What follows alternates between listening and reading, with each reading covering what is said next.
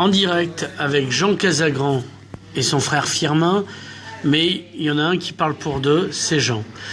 Alors, on est venu aujourd'hui à la lecture de Michel Vernibé, qui présentait son livre sur Dali, à l'hôtel où a vécu Dali, à Figueres, à 2 pas du musée. Alors, on y a vu des choses étranges, c'est une ambiance étonnante.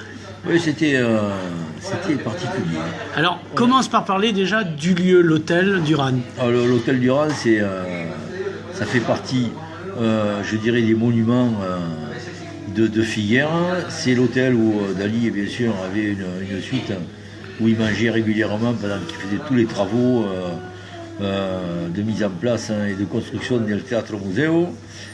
Et il y a beaucoup de souvenirs de Dali dans le restaurant Durand et dans l'hôtel Durand. Beaucoup de lithos, des revues, des journaux, les fameux Vogue dont il était le directeur artistique tous les 10 ans. Enfin, c'est un lieu très emblématique de Figueres et c'est un lieu très important dans la vie de Dali. Alors on est à 2 pas du musée, mais le musée n'est pas qu'un musée, c'est un théâtre-musée et simultanément un mausolée. C'est là où on a déterré Dali il y a peu.